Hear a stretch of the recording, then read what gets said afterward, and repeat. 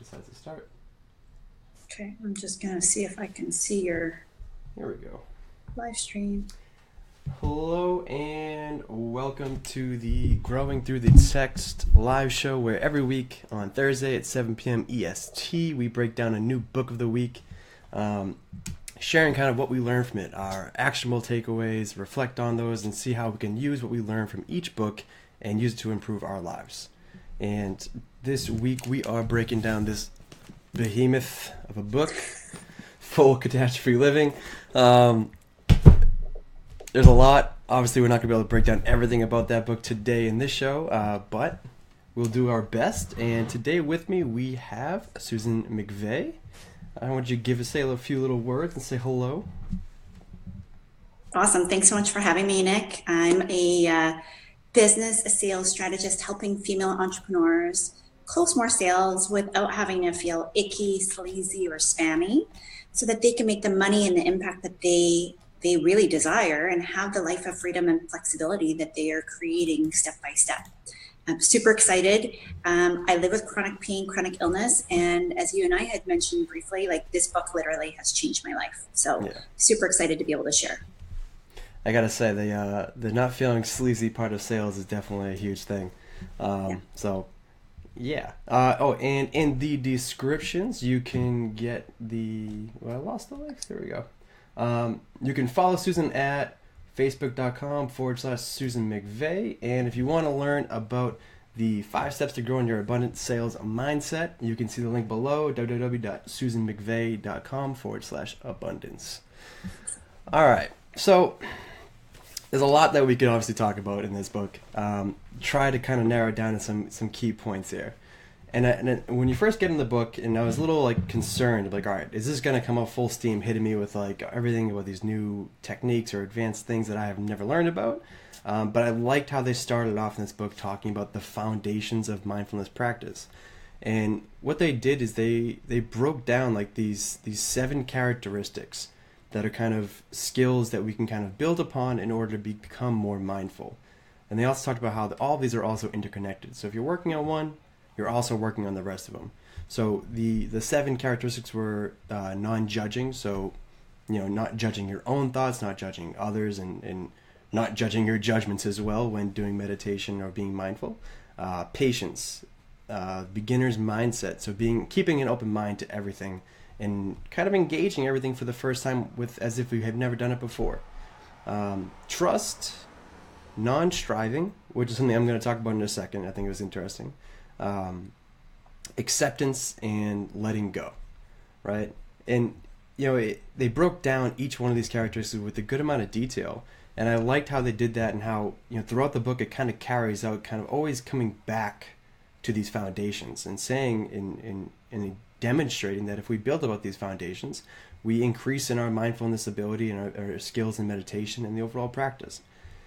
And I really, the one foundation that really stuck out to me and was non-striving.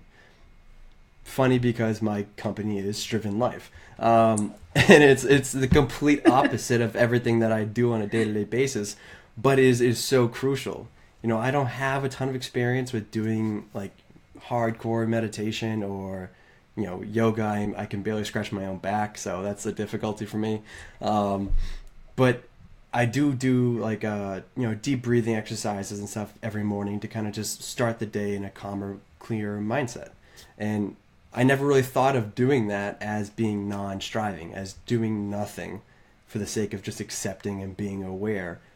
And I think they also talk about in the book where it's going into meditation or things like that with an end goal is not really the right way to go about it. So it's interesting because it's the opposite of what I've been doing. It's the opposite of what my brand name is, but it also is a key part of living your Striven life, is finding that time for you and kind of meditating or deep breathing or yoga, whatever it is for you, to kind of get that reduce the stress, that clarity, that awareness of yourself and everything going on. So kind of what was, how when you first started out, how did you view these, and kind of how have you seen them develop over time, these foundations, as you've grown in your mindfulness practice? Yeah, for me, I've always kind of practiced more meditation. The mindfulness practice was actually brand new to me when I started reading this book, and especially around that non-striving, because my background is corporate. I am a recovering perfectionist, workaholic. And so that non-striving, God, that was super hard for me. And even when I first started, and I've done, like, I dabbled in the meditation before, but it was also, I'm sure there's a lot of people out there who can relate. It was always with the idea that it was like another task to, like, be a better person. I got to meditate, task, and check mark. And so when I actually had to do it because it was, it was going to change my life. And really I had nothing else to try. So when I was doing it, there was a lot riding on it for me, and to take off that pressure and not strive and not feel like, am I doing it wrong? Am I supposed to be doing it a certain way? And like worrying about the thoughts and like, am I supposed to be feeling pain? It was really hard to let go. And so that non-striving, even now in my business, has really helped create a really solid foundation. So, that little piece, which over 2 years ago felt like a huge deal to me, it now has created such a solid foundation for a lot of the things that I do in my life that allows me to stay present, and to have that aspect of like true mindfulness, because it wasn't a word that I was familiar with. And I'm sure that if anybody out there is kind of struggling with that non-striving, this is definitely a book that will help you and in breaking it down with a lot of emphasis on that non-striving and just being as opposed to doing. Yeah, and it's, I think definitely that I was definitely guilty of that. I'm sure a lot of people are guilty of that, where you put it as a task and you're doing it for a reason rather than just for the innate benefit it brings to your daily life if you engage with it. And yeah, no, and that's something else I was going to say too, but there's the last thing you just said, but anyway. Sorry. And okay. Wow. Anyways, there's something you just said. I had a thought, but I can't think of it now. In this book too, they start talking about a paradigm shift that occurs in the field of science, and where the field of science starts diving down into that and respecting the fact that there is an actual mind and body connection, that it isn't just all biology, it isn't just all medicine and treatment, and that there is a mindfulness aspect to it. There's a, we and how we feel on a day-to-day basis and how we handle our day-to-day activities and our approach and our perception to all these things directly relates and directly impacts our health. So it's kind of interested to kind of get your point of view on that and kind of how you dealt with that. Yeah, and this is how my journey with it. I mean, like, it's a thick behemoth of a book, right? Like, you weren't joking when it's like it is the mother of all books. That's how I started reading this, was because I had a major health crisis. I have chronic pain. I have a chronic illness, and I realized I'm super logical. I'm not overly emotional. I'm very, like I said, I'm very driven and task focused. So what that meant was a lot of the time I was living like basically from the neck up, like all up here. And that's not to say, I mean, I'm a married mom of two. And so I care deeply for my family. Like, there's causes, but there wasn't a connectedness between what I was doing, how I was feeling, and ultimately how I was being. And it created a major breakdown for me. So I realized that I was going about this all wrong, that I was living like floating above myself and justifying with logic a lot of the things that I was suffering, which I think a lot of people suffer from, and stressing myself out, freaking out my life, and spending way too much time on things that really had no impact on the things that bring me joy. And for me, once I was able to figure out that my mind and my body, although you would think, right, like they are connected, but I wasn't Yeah. treating them as like actual connected pieces. I was treating them as two separate things. Like my brain was doing one thing, and then all of the pain and the symptoms that I was feeling in my body were totally separate. And through reading this book, it really helped me to understand how much power I have, how much power we have with our mind to create the environment, not only inside of us, like within our body, but also ultimately the things that we're responding to outside of our body and our external environment. So yeah, for me, in mind body, it's still something that I struggle with, but I've gotten much better at it, and it's helped me immensely in the healing process. So Nick, I'd love to hear your thoughts, because I know that I've just started a little bit with the neuroscience and like the actual science behind it, because it isn't just woo stuff. There's actually like proven information about why it's so important to have that connectedness between our mind and our body. Yeah, and I mean, my background is in science. So, I mean, in college, I have a biology major. I've done laboratory research, and I used to be, just like you were saying, all logic, rational. Everything that happened could be like just broken down into thoughts and input and facts. Um, and so, I never really got into this area of science and started looking at it a little bit more seriously and more in depth until the past couple of years. And it was, it was interesting to find and learn then, but also kind of see it restated in this book and go into a lot more detail about how the history of how science came to be from, thinking that everything was just biology, just treatment, just, whatever you're eating is the reason, or whatever your genetics are is the reason for your disease or illness, and slowly started to make new fields of science and new fields of study in how the mind and the body are directly correlated with our overall health and well-being.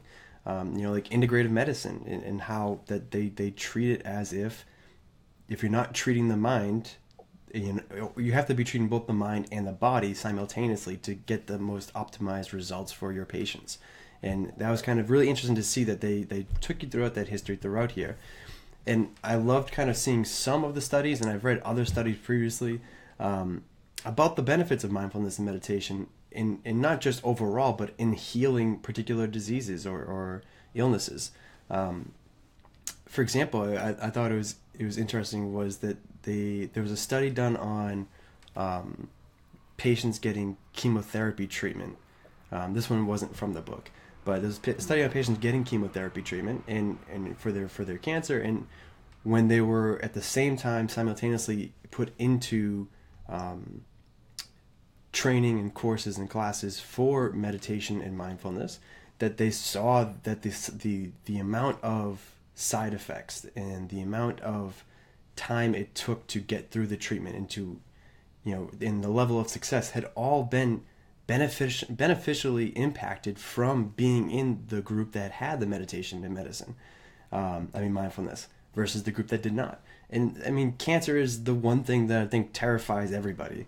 And the fact that something as simple as doing nothing and being aware of your breath and being one with you, yourself, and everything going on around you has that impact is mind blowing. And it has, at some point, this has to become a much more mainstream thing, because the results are mind blowing. And in the book, they talked about psoriasis. Again, I mean, it's not a big disease where it really is life crippling or anything, but it does play with it cues off of stress, and it does play a role in how people feel about themselves in their day-to-day lives. And that is the part that it's like in this study they just showed the exact same thing. They took the regular treatment of UV therapy. One group did the therapy itself, staying in this light box of UV light. And the other group did that same exact treatment, but at the same time had headphones in that were playing a meditation soundtrack and guiding them through the process. And again, same thing. Everything that could possibly be improved upon in this treatment and getting rid of this issue improved. So at some point, it's got to get to another higher level of mainstream acceptance and utilization, and at least in medicine and health. Yeah, I firmly agree. For me, having suffered from chronic pain for, it was like 4 years before I started with the mindfulness and meditation. Um, and it basically wore me out, like because there's other side effects of having meds, and there's a time and a place. And I firmly believe that modern medicine helps us as much as it possibly can. But I think my journey in having the mindfulness and that meditation focus, for me personally, I didn't want to keep putting band-aids on. I wanted to be able to address, and I really related to the story that's shared in there around the woman who had massive anxiety, panic attacks, because that's what triggered me. I had a massive panic attack. I thought I was having a female heart attack, and I was scared. And so, I realized that taking, at least for me at that time, taking more medication was not the best option. And I was seeking out other ways. And I love how he kind of laid out the mind body, not just for the physicality, but things like our food, the stressors, and all of that stuff, because that's basically the exact journey that I went through. And for me personally, this allowed me to release depression, anxiety, and not only that, but also like the guilt and the shame that I had in suffering from these mental health issues that I think Yeah. a lot of people go through without feeling like I had any other resources other than to, keep taking medication and going the more traditional route. And I know for me that this, while I was still taking meds, it definitely enhanced the effects and the impacts that I was able to get and the results, to the point where I no longer have to rely on traditional medication, which to me is like a game changer.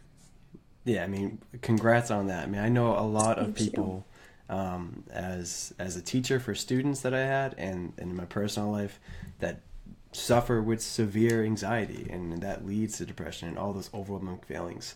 Yeah. And I feel as if too, it always ends up being that I don't want to be on just meds anymore. I need something else, and then that's how people always end up finding it. And that's kind of the same Yeah. issue. Like at some point, I hope that it becomes, we're going to start you off with meditation and mindfulness or something of that sort along with medicine, rather than it becoming like, I don't want to have to rely on something to make me feel better. Yeah. And yeah, and that's a hell of an accomplishment on your half. I mean, I know some people that have struggled with that for so long, so impressive. Thank you. But in going off of that, talking about stress and how that impacts us, and anxiety, those are all directly and deeply connected. The true cause of stress and its impact. So in this book, they have a whole section based upon just on stress, and they also do a really great job of explaining in the most simplest terms possible about how all this stuff kind of impacts our biology and the homeostasis, or like the Goldilocks balance of everything happening in our body, from our hormones to our blood pressure, our temperature. And whenever we endure stress, and stress is always going to happen, and just gravity itself is stress on the body, but then also there's, just Yeah. just a little fun fact, everybody. It's happening now, and like everything else that happens in our life. I mean, I'm sure tons of people get insanely stressed out just trying to drive to work in the morning, or just waking up and getting prepared to take on the day, and then everything else that unfolds from there. And all of this stress, it wreaks insane amounts of havoc on our bodies and our health, both mentally, biologically, biochemically, hormonally. In a moment of being stressed, and that flight or fear, flight or fight response kicks in, within seconds you have excess of adrenaline and cortisol, which is like a stress hormone that causes tons of other things happening in our body to be thrown out of whack. And living in that constant state of stress is awful for us. And people always seem to blame the trigger oh, it's my boss's fault. Like, he's an asshole. Which I'm sure I was guilty of saying once or twice. Or like, just again, driving. I feel like people get so angry driving all the time, and I laugh about it all the time. You know, and it's Road rage. it's intense, man. And it's not the trigger's fault. You know, at the end of the day, and this is a difficult thing for a lot of people to understand and actually start to implement. I've been trying to do this for about a year or two now, and I'm decent at it. It's still, sometimes I just rage, and it comes out of you sometimes, but it's your perception of the event that's unfolding in front of you. And they do a great job of and going into insane detail in this book about this. But, you know, if something happens, you have to be able to use your perception to understand the situation, to become aware of everything that is happening, of the other people involved. And, you know, for example, like I've been in situations where I come into work in the mornings and someone in our teacher meetings in the mornings are like, was so angry, and she was kind of lashing out at all the other teachers in the room, and it was very uncharacteristic. And we leave, and one of my friends was like, oh, she was being a, and a couple other words. And it was just like, well, and I looked at her and I was like, listen, you know, clearly that's not how she is every day. So why don't you just try to take a step back and look at it from the perspective that, like, that's not how she usually is. There's a reason why she's like that. Something must have happened, or she's really having a really bad day, or just a, you know, and it's your perception to it. If you can understand that and have empathy and understanding for the situation as a whole, well, then you can try to be more aware and mindful of that, and reduce your stress and not have a stress reaction to these triggers. You know, and I'm sure that on this journey that you've kind of dealt a ton of learning to deal with this and having those back and forths of talking to yourself through those issues. So I'd like to kind of know a little bit about what was your experience with that stuff.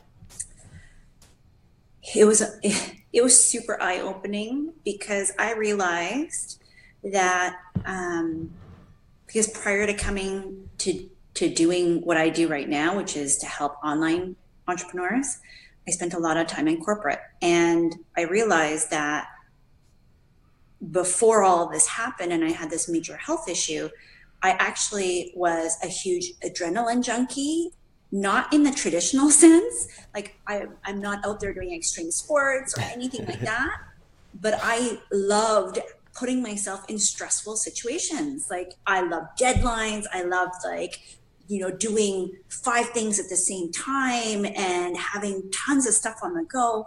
And that, coupled with, you know, managing my health, something came to a breaking point, and it literally was me. And when I looked back on that journey and I realized, okay, like I'm doing this on purpose, and it's to trigger that stress response. But what it ended up doing was it created a lot of adrenal fatigue, like just total fatigue. And it created some really nasty patterns for me, where I was, again, because that mind-body connection wasn't there in the beginning, I wasn't even aware of it. It would be, and for me, it showed up as muscle tension, headaches, migraines. And that was my stress response. So for me, it led to like chronic years of being stressed. And it's funny that you mentioned the drive, because I was that person that was like raging.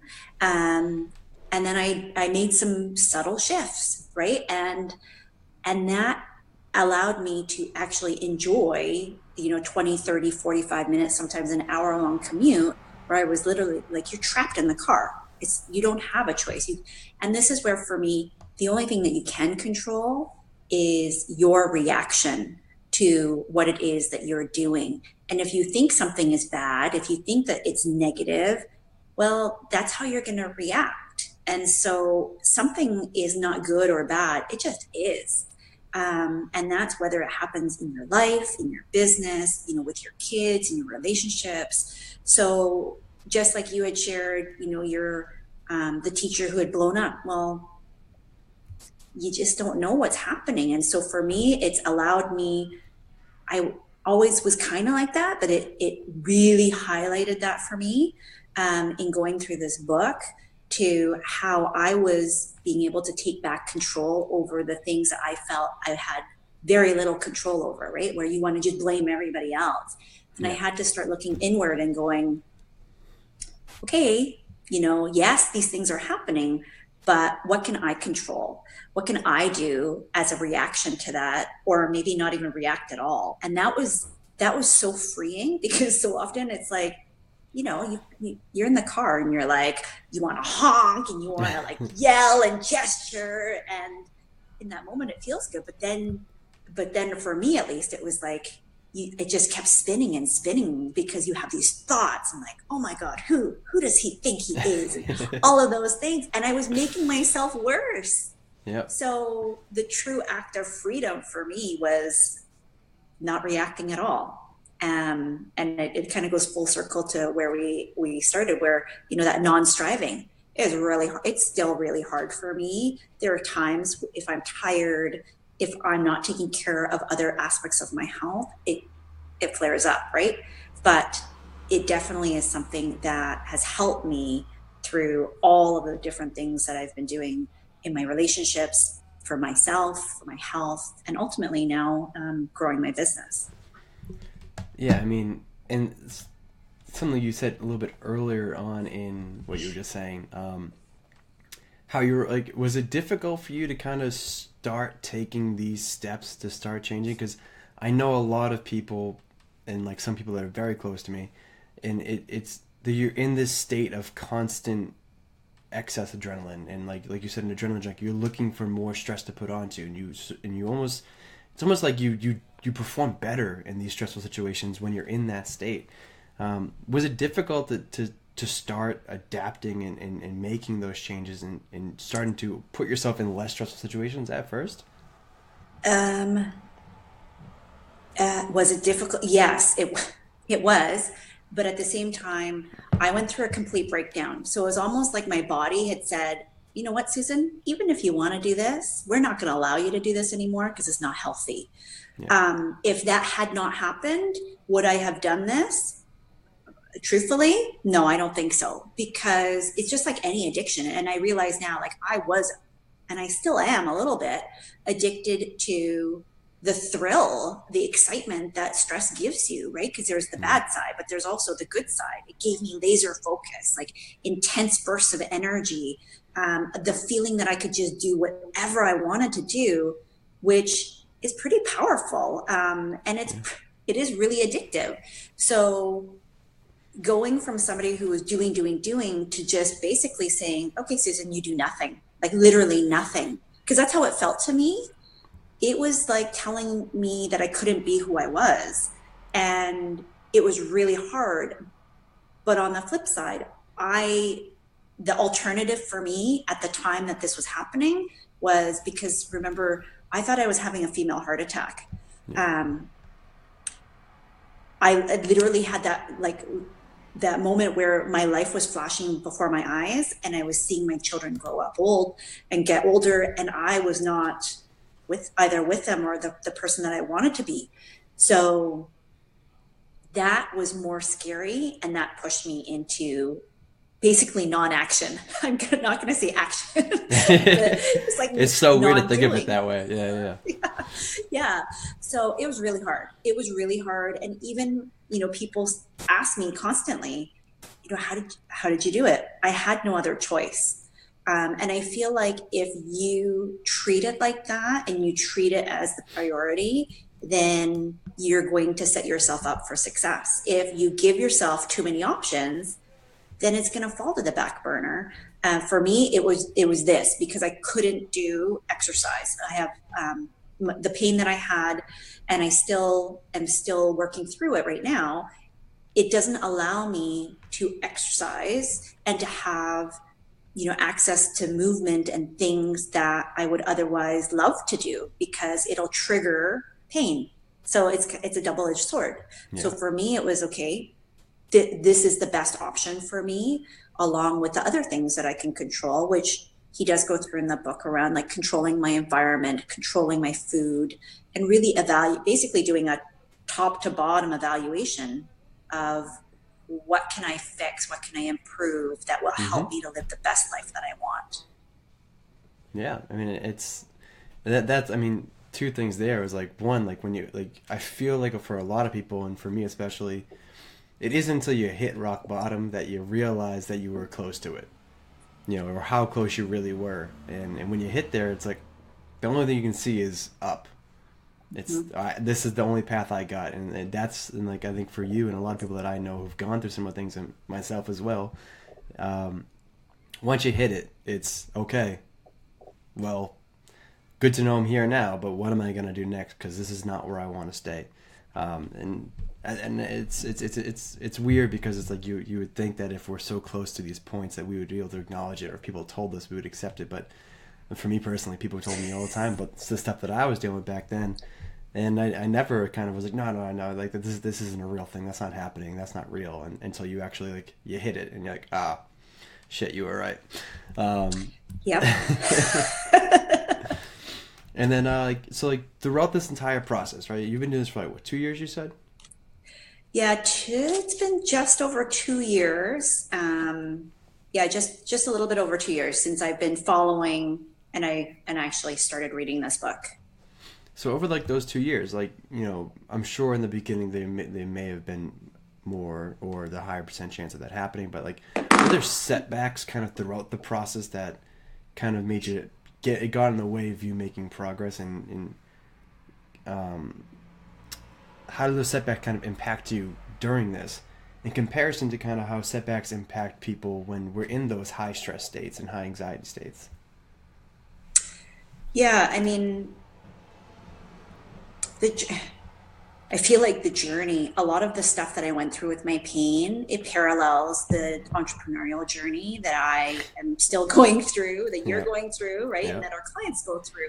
So I feel like this actually has set me up for success. Like, it's really given me a solid foundation, because setbacks happen all the time in life, whether it's for your health, your relationships, your business, your job, like whatever it is. Like, our journeys are not a straight road, and they're not without bumps and bruises.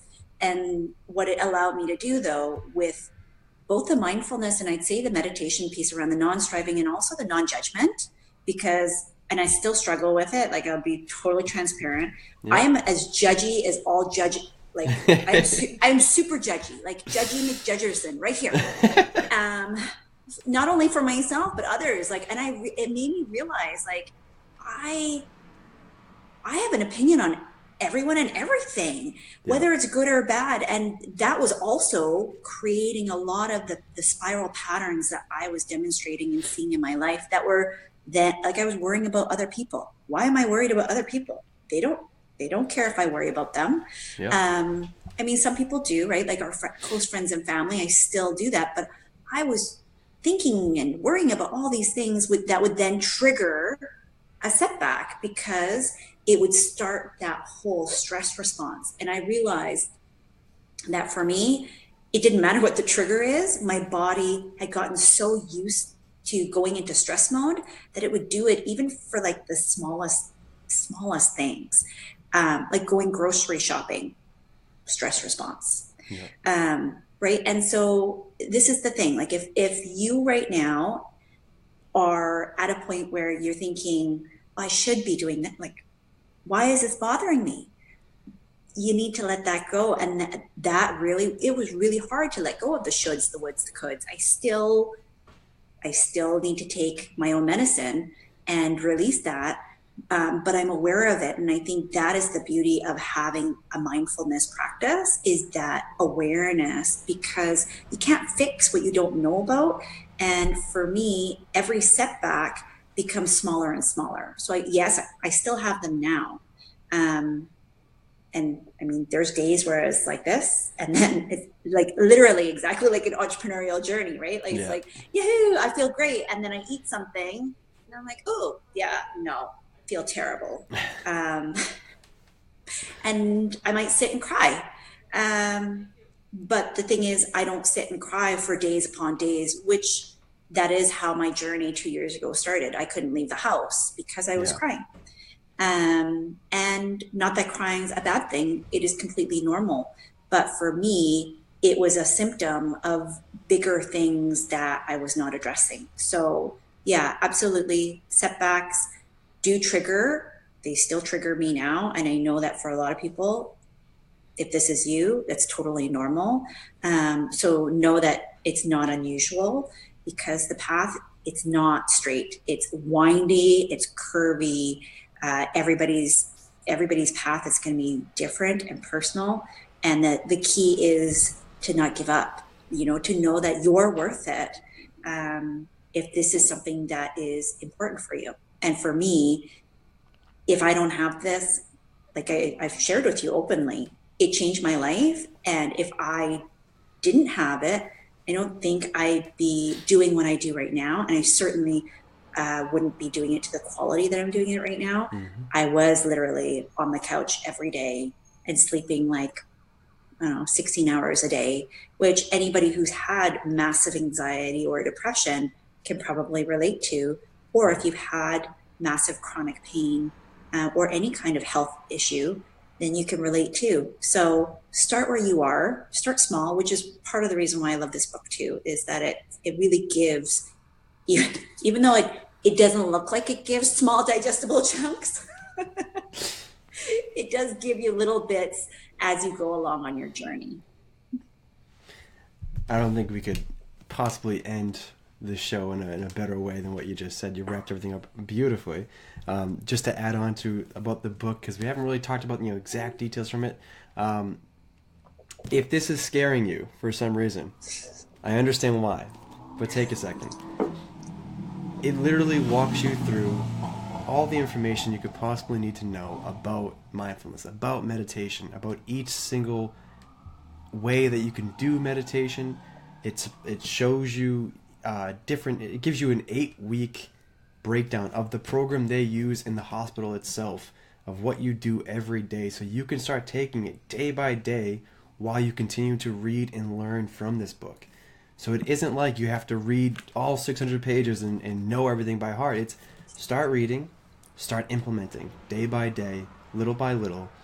And as Susan just explained, some of the stuff in this book, if you can do it and stick to it and get through the difficulty of starting, which is the most difficult part for everyone, it can have life-changing effects, not just in health, not just in entrepreneurship like the both of us are in, but in your relationships, in your own personal endeavors, and how you feel about yourself and how you feel about the world and everyone around you.